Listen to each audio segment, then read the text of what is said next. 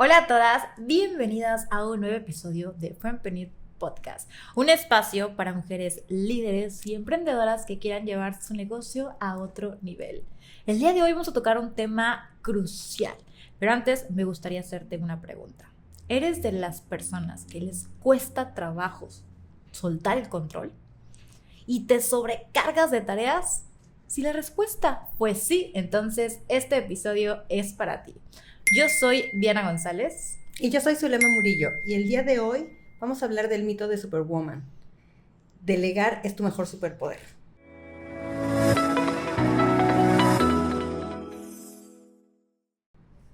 Recuerda que todos los jueves tenemos un episodio nuevo, así que te invito a que te suscribas a nuestro canal y también nos vas a encontrar en Spotify.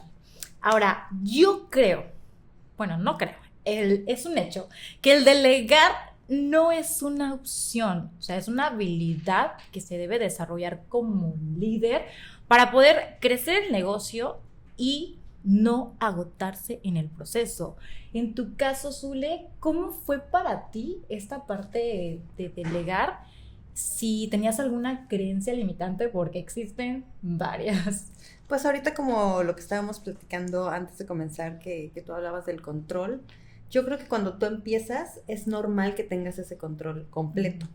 De hecho, seguramente todas hemos visto el típico video meme que soy empresaria todóloga y hago la limpieza y vendo y hago mi marketing, etcétera, ¿no? Pero conforme vas creciendo y tu equipo va creciendo, necesitas delegar tareas a ciertas personas. Entonces, ¿qué es lo que pasa? O los primeros miedos que tienes son, ¿se lo voy a dar a otra persona?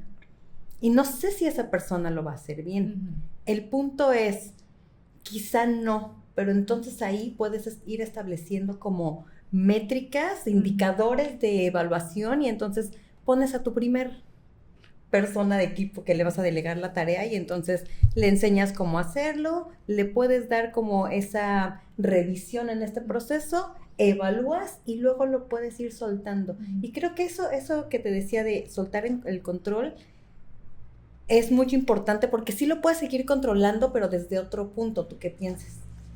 Yo creo que hay dos referencias, ¿no? Están las personas que yo me encuentro en este punto y creo que es en la gran mayoría de que quieren absorber completamente el control. Y están las personas que sí delegan, de cierta forma delegan, pero no miden, no evalúan y pues al final ya tampoco hay resultados.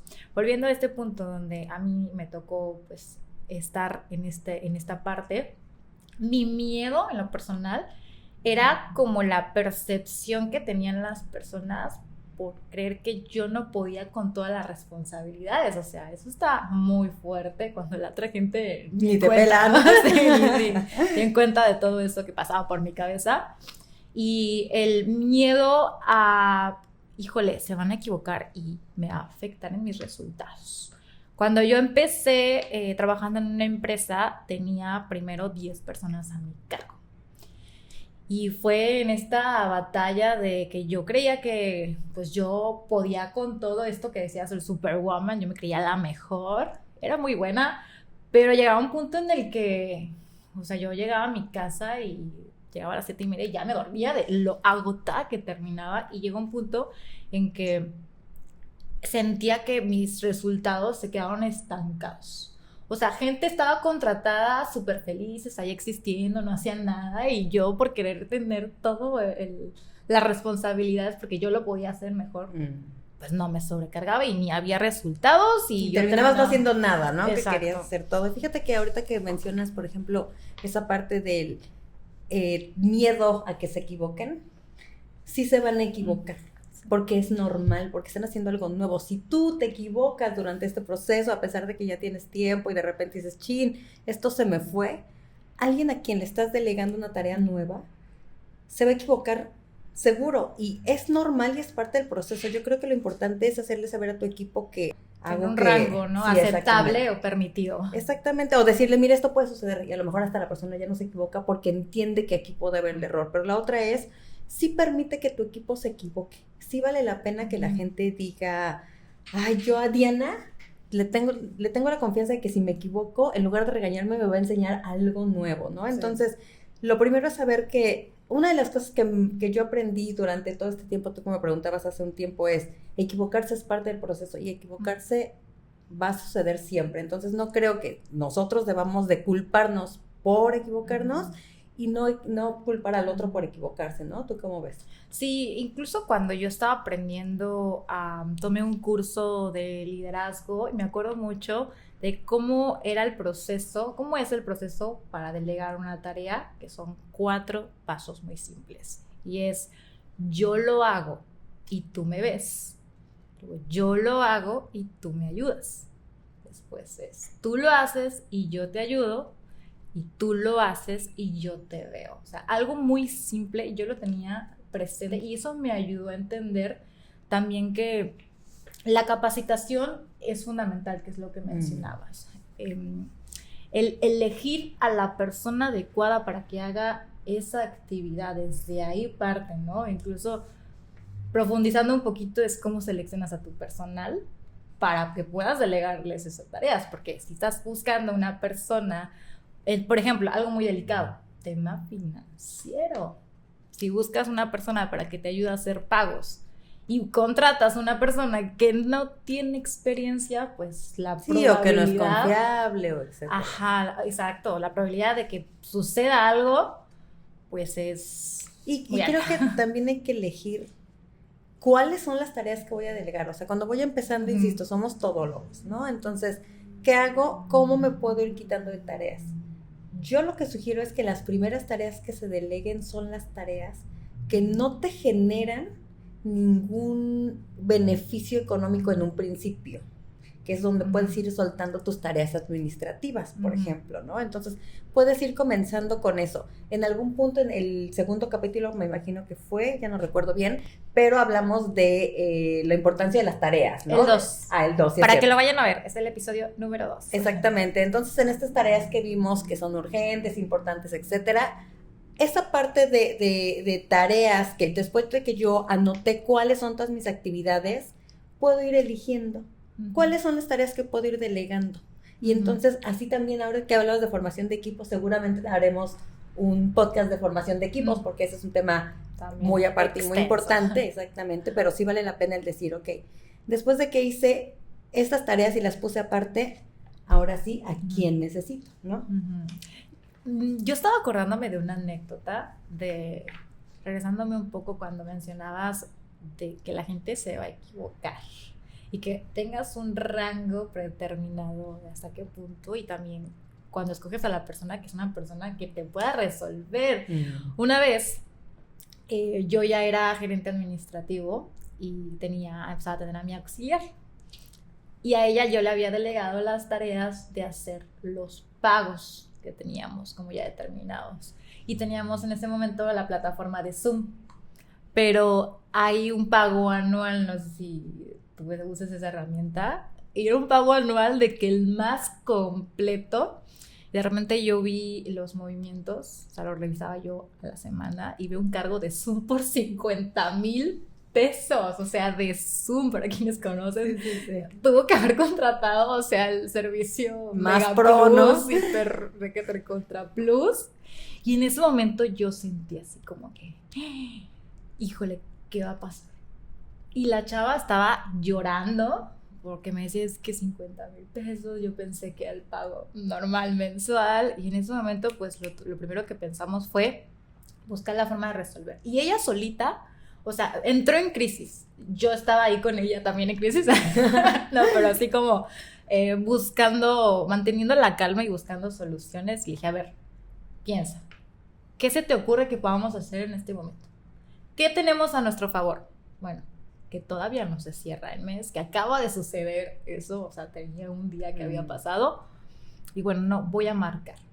Entonces, como que ya empieza o sea, ella misma desarrolló esta parte de solucionar, y afortunadamente pudimos resolverlo en ese momento, pero creo que es justo tener como ese manejo de crisis, y que la persona a la que le vas a delegar una tarea, pues sea la persona adecuada, volviendo al punto en el que tienen que tener esa capacidad para resolucionar y que obviamente pues explicarle cuáles son los escenarios como si lo mencionabas, porque en su momento yo jamás me imaginé que eso iba a suceder. Y además, tener una persona que sepa resolver en tu equipo es súper crucial, porque algo que yo noto, y ustedes lo van a ir a ver conforme vayan formando ese equipo, es a las personas, o sea, se les cierra el mundo a algunas personas y les cuesta mucho resolver situaciones. Yo considero que soy buena para resolver problemas porque me doy cuenta de que empiezo a buscar opción A, opción B, opción C. Pero si en tu equipo hay alguien que solo se paniquea y después de asustarse ya no hace nada, eso puede ser un foco rojo, dependiendo del puesto al que estés contratando. Porque también si vas a delegar ciertas tareas administrativas, quizá no te conviene que la persona tome iniciativas. Eso yo creo que ya lo ahondaremos en otro momento cuando hablamos de formación de equipos, pero sí es importante saber a quién le voy a delegar mis tareas, ¿no? Sí, y es muy cierto que uno no puede con todo y tienes que desarrollar un equipo que tenga la capacidad de tomar esas decisiones también, porque si no, el negocio se estanca, hay un impedimento de crecimiento y una deficiencia. Ya estaba leyendo que hay un sistema de 5 pasos, ¿no? Que incluso es un acrónimo que se llama diálogo, y vamos a ir desmenuzando cada paso. Que el primero es que tienes que definir las tareas y tener muy claras cuáles son las expectativas. Algo que me he dado cuenta es que a veces contratan gente y no le dan una actividad concreta. Y entonces la persona que está trabajando, la persona a la que se le dejó la tarea, no sabe qué hacer exactamente. Es como si le dices a alguien, le entregas un formato de llenado de facturas, por ejemplo, y tú le das el formato y le dices, llénalo. O te sientas con esa persona y le dices, mira, en la columna A vamos a poner fecha, en la columna B vamos a poner concepto, ¿no? Entonces creo que delegar también va, más allá de supervisar, es tener muy clara la tarea que voy a dar, ¿no? Sí, entonces ese es el paso número 1. El paso número 2, que ya lo estuvimos platicando, es elegir a la persona adecuada, que aquí te ayuda mucho pues la descripción de puestos, que en este caso es la segunda vez que lo hemos mencionado en nuestros podcasts, porque tiene una importancia fundamental dentro de tus procesos. Y ahora que mencionas eso, en ese documento no solo puedes poner cuáles son las actividades que tú dices que son importantes desglosarlas, pero también en el perfil de puesto tú decides dónde puede tomar sus propias decisiones y en dónde tiene que consultar. Si estás delegando una tarea, tienes que decirle a esta persona hasta dónde llega su responsabilidad y qué quieres que resuelva, como decimos. Pero hasta dónde quieres que resuelva y hasta dónde necesitas ponerle un límite y decirle, aquí, si no vas a saber qué hacer o si no haces paso A, ven a consultarme, ¿no? Para que no tomen otras decisiones que tú no quieres que tomen. Así es. Y de hecho ese es el paso número 3. Tienes que liderar con capacitación y recurso, porque también si estás esperando a que la gente resuelva como tú vas a resolver, pues no eres tú, es otra persona totalmente diferente, con otras habilidades y con otras capacidades. Entonces tienes que ver cómo explicarle de la forma correcta. Sugerimos tener formatos y una estructura de procesos que, aunque si estás iniciando, tal vez no los tienes, pero por lo menos sentarte, definir un periodo de capacitación y explicarle pues los pasos fundamentales que quieres que esta persona y que haga. no sea como antes, porque no sé si te tocó en algún punto, pero seguramente llegabas a un trabajo, recuerdo haberlo visto y era así como, tienes que hacer A, B, C y D. Que te dan un manual, sí, ¿no? Sí, tú así de, ok, el manual sí es un referente, como lo que mencionas, el manual de procesos es un referente, pero no es la guía que le puede decir a la persona a la que le vas a delegar alguna actividad necesariamente cómo hacerla en la práctica, porque es una serie de pasos, pero en la práctica a lo mejor esta persona no entiende paso A o el paso B ya no supo, ya no le quedó muy claro y necesita un acompañamiento. También es súper injusto que deleguen actividades y luego regañen a esas personas porque no las hicieron bien, incluso cuando no fueron capacitadas, ¿no? Hay que entender que hay diferentes estilos de aprendizaje. O sea, ya hoy en día el mundo cambió en ese sentido y hay que adaptarse, para que realmente las tareas se hagan correctas, hay que adaptarse y ver cómo aprende esa persona. Están los kinestésicos, que hoy ya representan un gran porcentaje, que es así, tal cual. Práctica y tu manual. Están los auditivos, que es con escucharlo una vez, con que se los expliques una vez, está. Y están los audiovisuales, que a ellos sí les tienes que dar una presentación o un video. Entonces sí es importante también que te adaptes al estilo de aprendizaje de las personas. El paso número 4 es establecer comunicación y seguimiento, que es algo muy similar a lo que mencionabas, ¿no? Cómo, hasta qué punto tú puedes consultar o cómo se va a llevar esta revisión en estos primeros pasos que son pues los más importantes. Y sobre todo si vas emprendiendo, que esa persona lo haga de la mano contigo. A final de cuentas hay que entender una cosa. El primer equipo con el que tú empiezas a emprender es tu equipo de empuje. Entonces sí te conviene que ese primer equipo vaya haciéndolo de la mano contigo, porque así tú vas a ver cómo la otra persona hace lo mismo que tú. Y desde ese espejo también puedes ir haciendo ajustes, ¿no? Así es. Y ese es el paso 5, garantizar una retroalimentación y una evaluación, porque pues si no lo mides... ¿Qué es una retroalimentación? Bueno, sí, darle... O sea, una retroalimentación no es decirle, a ver, fulanito, aquí te equivocaste, hazlo otra vez, porque eso lo único que va a hacer es que la otra persona se sienta incapaz. Pero una retroalimentación es decirle, vamos a revisar lo que hiciste esta semana. Estas eran los indicadores, es importante tener indicadores. Tenías que hacer 5 llamadas, ¿no? Hiciste 3, ¿qué pasó? En esa retroalimentación, mira, yo escuché tus llamadas y veo que comienzas con un tono de voz muy bajo, ejemplo. Entonces, ¿qué te parece? Y el seguimiento. Sí. ¿Qué te parece si en la que sigue o haces una aquí conmigo y vemos cómo te vas sintiendo? Eso es retroalimentación, es decir, observar la tarea, hacer una evaluación y decirle cómo puede mejorar la tarea. Si no, no es retroalimentación. Sí, sí. Creo que también incluso los tiempos han cambiado. A mí me tocó una empresa en la que trabajé, que esta persona, el dueño del negocio, quería estar así encima de todos nosotros, viendo que hiciéramos bien nuestro trabajo. Y llegó un punto en el que ya nadie quería proponer, ya nadie quería resolver y tener que pasar por esta persona, sin tener que pasar por él. Entonces eso se hizo un desmadre porque teníamos que estar, o sea, él llegaba a la oficina y teníamos que estar en filita todos esperando a que nos diera tiempo para poder ver cómo nos ayudaba a resolver, porque teníamos miedo de que si nos equivocábamos, o sea, nos regañaran. Y eso es una consecuencia horrible. En ese momento la empresa no creció absolutamente nada. Y aparte éramos bien poquitos, éramos como 7 personas y te vuelven incapaces, como tú lo dices. Entonces, si tú estás buscando un efecto contrario, pues también tienes como líder hacer un feedback de una forma asertiva. Entonces, también hay otra creencia limitante, y ya con esto vamos a estar cerrando el episodio, es creer que nadie más lo puede hacer mejor que tú. ¿A ti cómo trabajaste tú esa parte? Sí, en algún momento lo sentí y luego observé 2 cosas. 1, que sí lo puede hacer alguien más, y 2, que sí lo puede hacer alguien mejor que yo. Y está bien, porque lo que yo busco de mi equipo es que alguien haga las cosas mejor que yo para que pueda crecer y pueda aprender.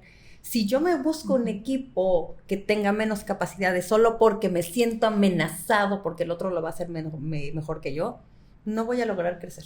Entonces, es momento de que comencemos a aceptar que hay otras personas que lo hacen mejor que yo y que ojalá que esas personas estén en mi equipo, ¿no? ¿Tú qué piensas? Así es, sí. Y delegar no es perder el control, sino desarrollar un equipo de confianza que tome decisiones y que por ende el resultado sea favorable para el negocio. Entonces, espero que toda esta información que recibiste en este episodio la utilices. Yo te prometo que te va a ayudar mucho. Si respondiste a la pregunta inicial con un sí, con base en nuestra experiencia te podemos decir que es de las mejores habilidades que necesita tener un líder. Así que recuerda que todos los jueves tenemos un episodio nuevo. Déjanos en los comentarios si te gustaría que platicáramos de algún tema en particular, o si también nos quieres compartir alguna historia relacionada al tema que vimos en este episodio. Y dale click a la campanita para que te lleguen las notificaciones. No recuerdes que también estamos en Spotify y en podcast de Apple. Así Nos que- vemos el próximo jueves. Bye.